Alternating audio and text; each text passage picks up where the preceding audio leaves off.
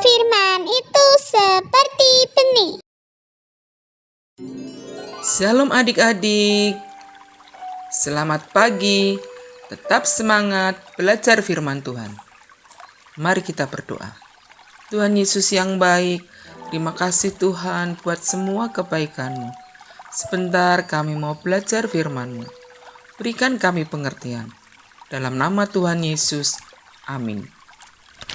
Judul renungan kita hari ini, firman itu seperti benih. Diambil dari Matius 13 ayat 1 sampai dengan 23, Markus 4 ayat 1 sampai dengan 20, Lukas 8 ayat 4 sampai dengan 15. Halo adik-adik yang dikasihi Tuhan Yesus. Pernahkah kalian memperhatikan seorang petani yang sedang menanam? Bayangkan petani itu membawa sebuah kantong berisi benih-benih kecil, lalu mulai menaburkannya ke tanah.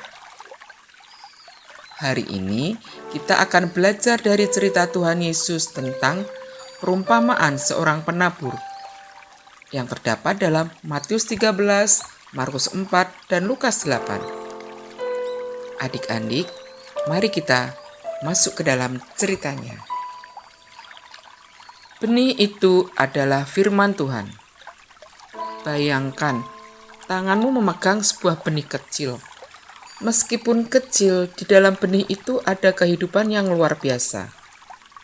Tuhan Yesus mengajarkan bahwa benih itu melambangkan firman Tuhan, yaitu Alkitab yang kita baca, cerita sekolah minggu yang kita dengar, dan nasihat tentang kasih Tuhan. Sama seperti benih yang harus ditanam supaya bisa tumbuh jadi pohon besar, firman Tuhan juga harus masuk ke dalam hati kita, supaya kita bisa tumbuh menjadi anak yang baik dan takut akan Tuhan. Penabur menabur untuk semua orang. Tahukah kalian sang penabur itu? Ya, sang penabur itu adalah Tuhan sendiri. Tuhan tidak pilih-pilih tempat saat menaburkan benihnya. Dia menabur kemana-mana. Firman Tuhan diberikan kepada setiap orang. Tidak peduli apakah kita masih kecil, sudah besar, pintar, atau sedang belajar. Tuhan ingin firman-Nya sampai ke telinga dan hati kita semua. Di manakah benih itu jatuh? Dalam cerita Alkitab, benih itu jatuh di 4 jenis tanah yang berbeda. Ini menggambarkan bagaimana hati kita menerima firman Tuhan. Nah adik-adik, jadikan hati kita seperti tanah yang baik. Tanah yang baik membuat tumbuh subur dan berbuah banyak. Firman kita dengar, simpan di hati, dan melakukannya dalam hidup sehari-hari. Adik-adik, firman Tuhan sudah ditaburkan hari ini ke dalam hati kalian.